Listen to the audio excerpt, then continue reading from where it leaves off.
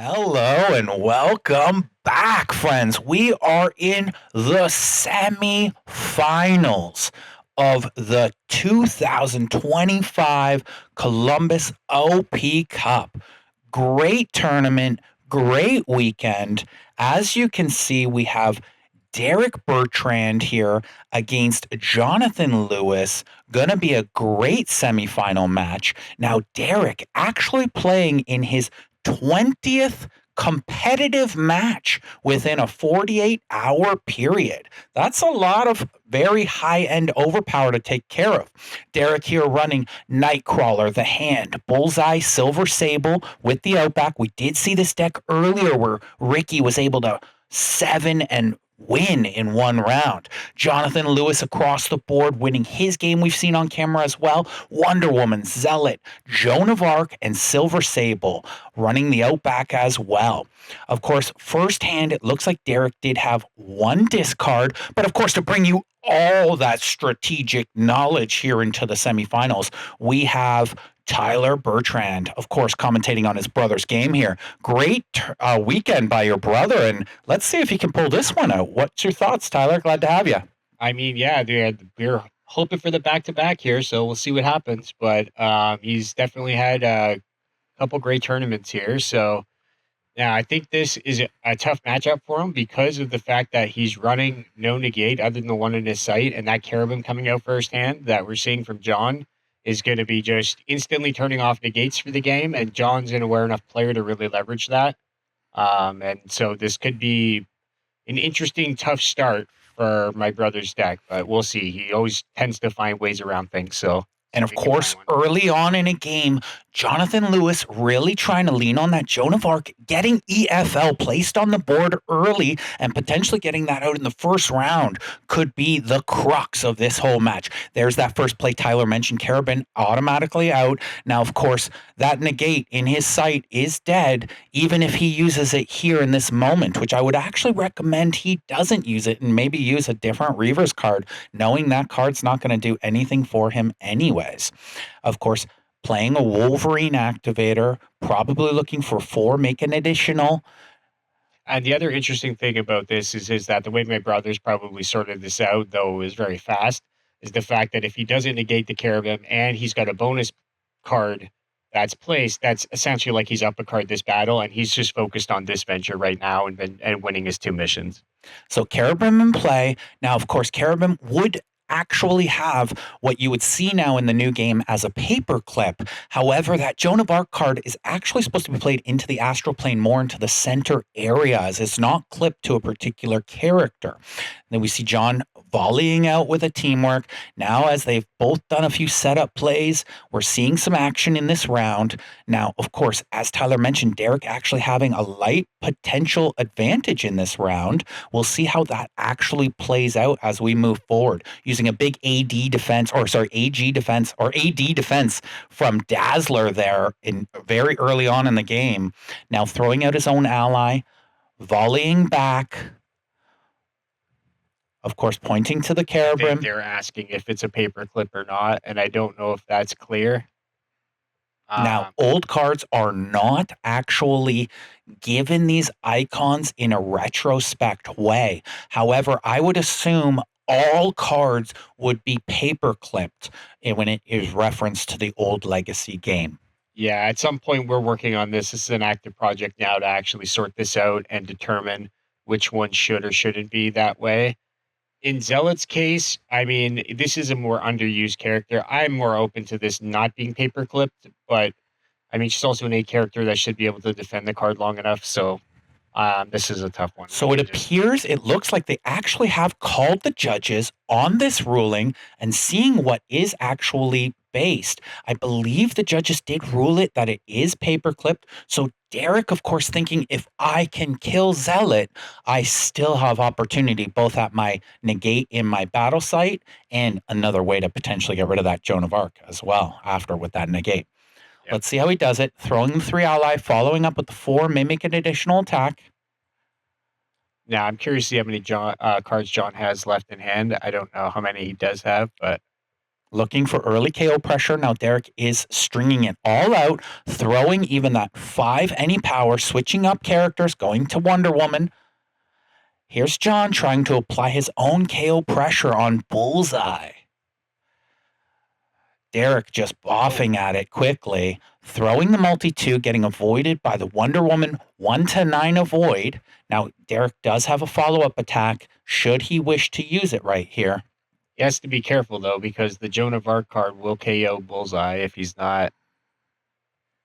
hasn't anticipated. Looking across the board, he does see that multi-8 is actually going to be a 10 coming across the board at him. Is it an 8 or a 9? I can't remember. Oh, is it an 8? Okay. So, of course, unless Derek has a way to block a 10 in his hand, Bullseye will be dead or KO'd on the next moment. He did actually have 2 major defenses. Huge cards. It looks like Jonathan is looking to just move forward, hoping his 1-card advantage in the war chest that he has is enough, as well as, of course, no cards can still be negated at this moment in time. Now, looking across the board, Derek has to understand that is still a multi-10 that will be coming at Bullseye, probably in the first action, unless it's, of course, accompanied with maybe a smaller ally ahead of time as well. 1-9 being placed on Silver Sable, not enough to block. 1-6 being placed on Nightcrawler, also not enough to stop that 8 across the board that he sees. Big cards starting to get out. Big teamworks on Jonathan Lewis's side. All of those teamworks, of course, going to be +2 as they come across the board. Now, you do see as well that ally I just mentioned, which is also a kill shot, could potentially happen. You're seeing the Lasso of Truth as well, which is reveal all cards. And of course, playing 221 Baker Street, Derek would have to discard a card should that get through. Now, Tyler, as we start to proceed into the second round, it looks like Derek did have a discard as well. I believe he's sitting probably 2 cards behind at this point in time. What's your thoughts? I mean, my biggest concern would be the Lasso at this point, because and he conceded, Jon conceded, because the Lasso is undefendable. He can't negate it, and therefore what I would look to do is open up his hand, take away the 1 defensive card for the 8, and immediately KO Bullseye with the 10. By stripping away his defense with the Lasso. So now that's 2 discards is rough. I mean, my brother tends to build his decks fairly efficiently, and that's rare, but I mean, variance affects every deck. So as we move into this third round, you can see Jon has just built up his war chest now. Of course, sitting on 3, 4, 5, 6 cards out there, as well as still Carabum and EFL moving forward. Now, Derek, of course, on his own side, did have 5 cards moving into this round as well, but with the 2 discards to Jon's 1, we're looking at a 2-card disadvantage still coming to Derek. Now, Derek going to have to come up with some crafty play to maybe bring this game back into his way, even though the venture looks right in his situation. We'll see how this works out. Jonathan betting the 2, Derek betting the 1, and of course, immediately running, catching up on that war chest, moving forward. Derek sitting now with 8 cards moving forward, and of course, Jon himself having 7 cards moving forward. So Derek, of course, will have a 1-card advantage moving in here. Now, that could be helpful. That's no intellect power cards may be played. So he did just discard a duplicate on what we know as the EE or Master Mold coming from Bullseye from the MOE set. And it looks like Jon not discarding anything. Yeah, this is, again, it's the open-handed card that's going to be the biggest issue here, is that he doesn't have any workaround for that card, and it's going to be devastating because it's going to reveal everything and put pressure back on his character. It's almost like he needs to run the Bullseye Master Mold on a card to remove a hit first, and that might be the best workaround for that card. But he did catch a blue card with at least the event, so that's somewhat helpful. Great insight. And of course, as we see everybody placing out, trying to get back into that sort of advantage moving forward here. Now, I think Derek's going to have some very savvy play, even though he is ahead in the missions currently. It looks like, as you can see, Jonathan now leaning on his EFL to slowly just keep applying pressure. And of course, that's going to be a tough go, as almost everything placed there is at a +2. And not only that, but the strings that are coming. I believe I see a Joan of Arc 4 that's placed on the home base as well. So we'll see here if he does have that Big Ten defense. I believe. Oh, Yeah, see, that's what I was expecting. And now he's just gonna try to run through all of the. I mean, again, that's the issue is whether he wants to gamble with the 10 or not, or just try to run through all the other type of defense he has with lower cards. now, of course, Jon, being a very good player, would have actually looked across the table, understand that Derek conceded his Beyonder, actually, once Jon conceded 2 rounds ago. So not having that Beyonder available is very tricky as well, not really having many defenses out of the Outback that really could sort of top that 10. I believe he's got 2 left. He's got a Wolverine Void or an AG, and then a long shot personal negate. I think are the only 2 options that are left. And a Pretty Boy from Reavers. Because I do believe that's his OPD. So quite a lot that still could have blocked that 10. Now, of course, reaching over to his cards, he still, I believe, has one more playoff inspirational leadership should he wish it. And you know it's Jon's turn, because if it was Derek's turn, he would have already played. Yeah, I think Jon was asking if he could follow up with the reveal card, and that's no longer considered an attack. Therefore, you cannot use that as a follow-up. And of course, just to push on what Tyler said, an attack now is defined as either a numerical or a target character-based approach. So those are the 2 things that will define an attack for you as you move forward. All the opponent cards are no longer allowed to be strung after an additional attack, as opponent cards are utility now and no longer an attacking action. Yeah, a card has to target a character. Bullseye 5 coming out, still trying to ply on Wonder Woman a little additional damage. I guess now seeing that reveal card as his greatest threat. Now, of course, Jon throwing that 2 across, being a 4, being boosted by EFL. Now, of course, even after this 2, he cannot play that Wonder Woman card. It would be under the same exact rules. Ooh, Derek losing a big swing there in terms of an 8-2 avoid. Yeah. Also kind of showing that he's not got much defense remaining. There's the big card. Now, is it going to punch through? Yes, it does. So Jon playing maybe the more softer approach of safety towards that attack, but of course seeing that 8 would have went through at the beginning as well. Yeah. Yeah, I don't think he played it. He didn't wait to actually burn any of the cards that were used. And there's the hand, Madame G.O.A.T, remove that placed card and attack playable? his own character. Is that playable through the event? That's a weird interaction.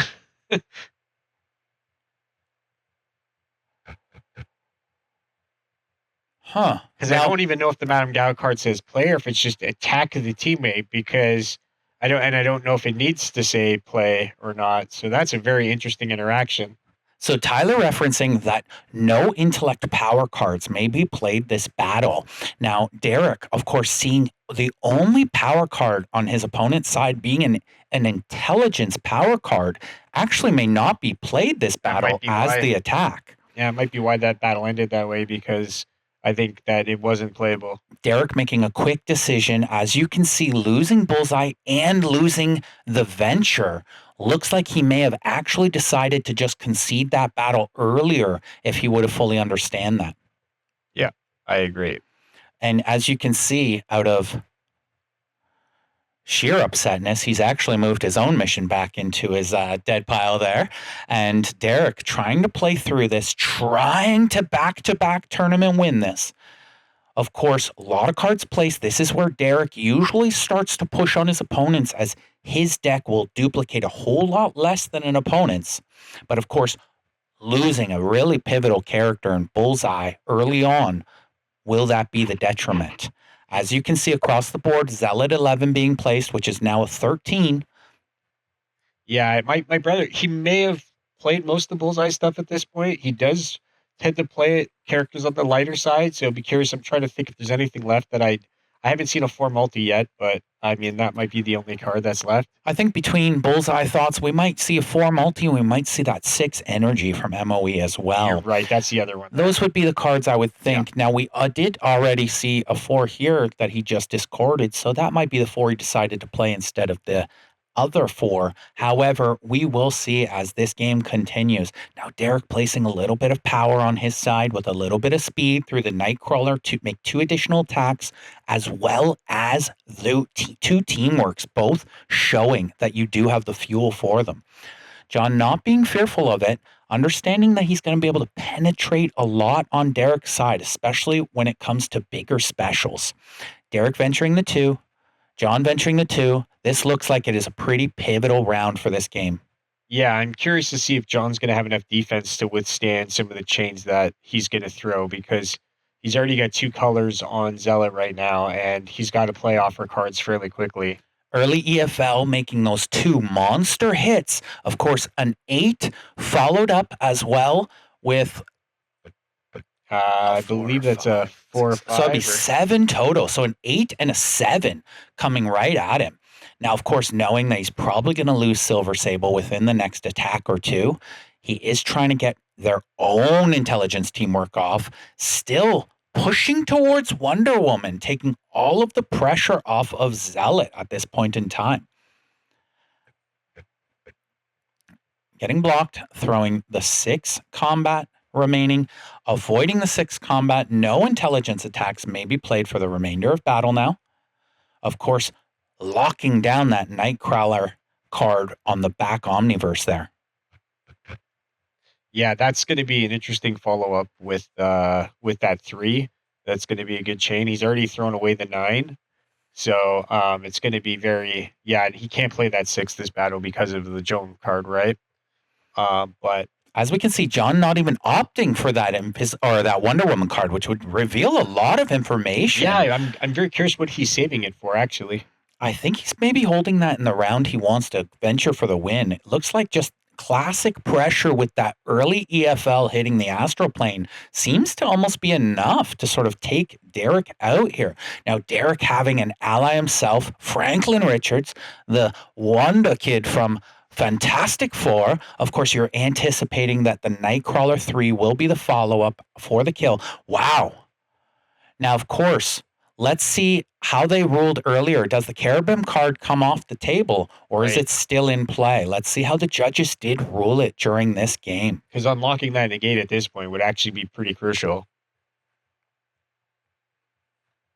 Oof. They make 2 additional attacks. Oh, now, those additional attacks are at pluses.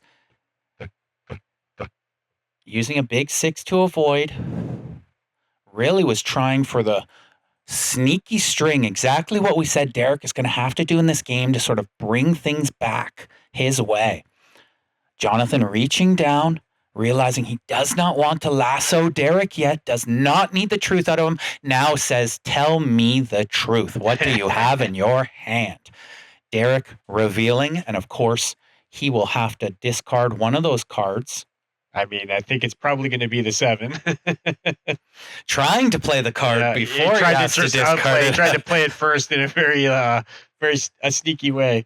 Realizing that, of course, he wasn't able to do that. Now, he did get the big Zealot off the board, but it looks like based off what we are currently seeing on the board, it looks like the judge did rule that Cherubim was an astral plane card, as that should be removed in this particular situation. Again, new ruling coming up with the modernization of the game.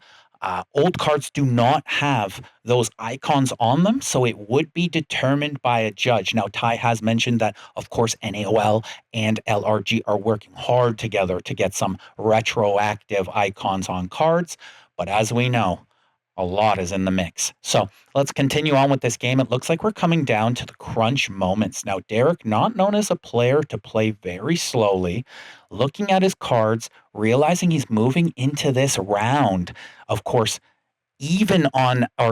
up 1 card on his opponent. However, with that EFL facing him down, he is really just almost looking down the barrel of a gun, with Jonathan not having many venture left. Yeah, I think if he survives this hand, he's going to be in great shape because Wonder Woman is fairly painted up. I know we did see the bullseye there. So with that being said, Derek actually losing bullseye early was pretty huge, as there was quite a few bullseye cards. Now, of course, Derek showing two big combat teamworks, both of them, of course, knocking out Wonder Woman should either of them penetrate through.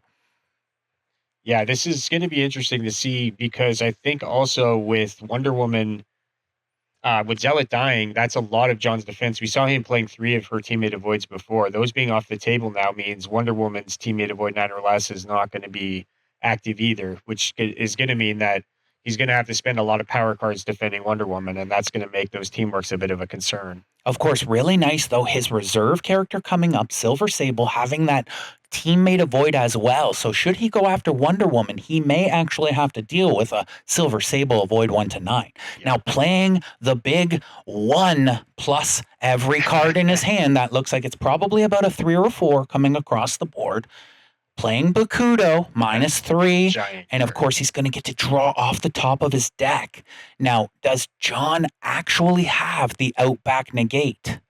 It looks like he did actually have the negate. He draws for it, and there's the Wow. Reaver's negate, not allowing that additional card off the top by Derek. That is probably the card to negate at this point. I think there's nothing else that's going to have a permanent game effect that you have to be too concerned about. That's a negate only. As we can see, Derek running through his mind, trying to figure out a savvy play to potentially take Wonder Woman out here.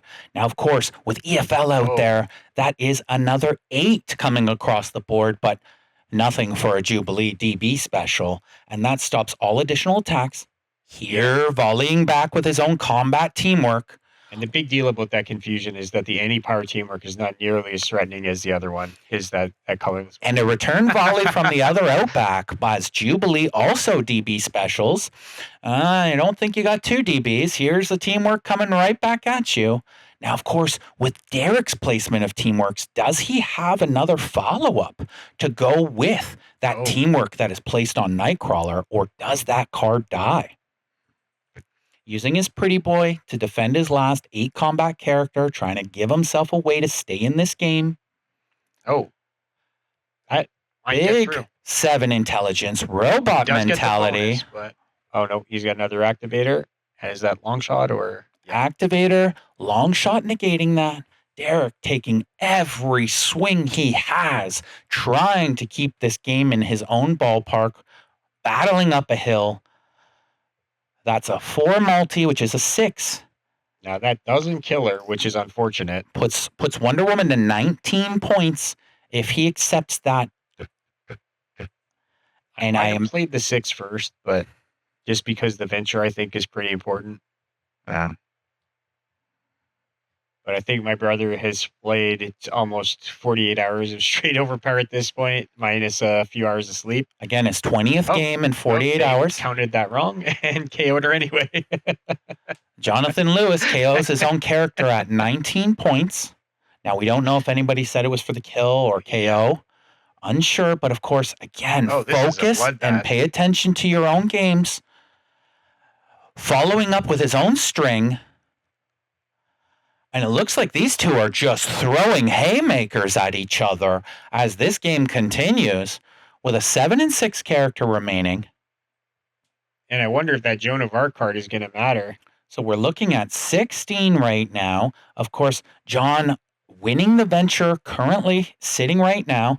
It looks like you may have been right. That 6 intelligence from Nightcrawler might have been the earlier, better play. Yeah. As it might have actually won him that round. It would have bought him the extra card, I think, to take the round. And now the issue is the amount of damage that's on the hand, because the bonus from Feminist Leader could actually allow some of those lower hits to get through to eventually KO the hand, even though they're an A character. And Derek creeping now into his power pack, several cards into his power pack, discarding 2 Nightcrawler cards and that final Bullseye card. It looks like Derek has painted himself in a little bit of a corner here and will kind of have to probably make a big swing at Joan of Arc and try to finish Joan with his only potential way to win this game. It needs to immediately, he has to have a hand that's got enough defense where he can aggressively throw an 8. Oh, that hurts. Now, seeing that, he will know that he has to get through that 1 to 9 avoid from Silver Sable to KO Joan, knowing KOing Joan is probably his only salvation to this game. Seeing angelic vision across the board, realizing he's about to reveal his hand yet once again, And he needs to according place to it. Baker. Yeah, he needs to place his high power cards now to avoid those cards from getting rid of him. Now, Derek electing not to place any cards, thinking that Jonathan was going to play for the win. Jonathan actually placed out 2 cards and now has a 2-card advantage going into this round against your brother. Yeah, I mean, at this point, I don't think he could have placed anything other than the 8 power card, which he probably is going to draw anyway. But I think it's important to place that just so he can't use the reveal to get rid of it. And of course, now Derek fully in power pack, 8 full cards. It looks like Jon is only no cards or 3 cards in power pack, I believe.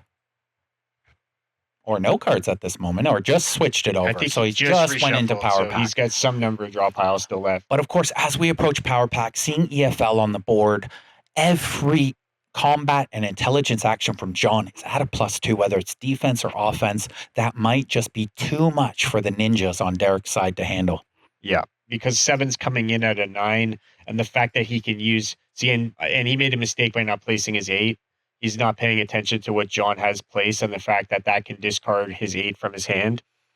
And he's just not. I think this is where just the length of time my brother's been playing, I think, is getting the best of him at this point. But of course, great play, solid game, grinding through, trying to find a way to win this. Jon venturing for the win here. Of course, sitting with a lot of action, not even using angelic vision early to try to get the big 8. He would have to actually play it when he's 4 cards or less. So as long as he does that, I guess he could work around it and get lower cards. But and of course, realizing very quickly that that 8 was about to be taken, revealing, saying, get rid of your highest power card. Now, of course, Derek actually should have revealed those cards to Jon. And should be Jon may have just said, get rid of your 7. We've done that before. But of course, you always want to have all the information that you can have in that spot. Derek getting a penetration shot through. This might be the moment where he has a chance to turn this game around. However, will the hand survive this battle? He must throw his attack. And now does Jon have the final kill shot to end this game? And there it is, folks. Great game. Great game by both sides. I think an early EFL board, as well as a judge ruling that the Cherubim gets to actually be in the astral plane. Unique ruling there, but of course, very pivotal to this semifinal game. Great job, both of you. Derek, a semifinals and a tournament win is nothing to mock at. Great weekend, and of course, I can only imagine we're going to see both of these 2 competitors, many top 8s to go. Of course, we have Jon moving on to the finals against an unknown opponent at this point. Ty, any final thoughts on this day? No, I think at this point, you're happy to make top 8, and then you're even happier when you place high and you win a couple rounds in the playoffs. And the fact that my brother was able to do that, I don't think he's disappointed by the outcome at all. And I think overall, it was just another good day of OverPower for everybody. And everybody played well, and I think Jon's got a really creative and interesting deck. Thank you for joining us. That was the semifinals. We'll see you in the finals.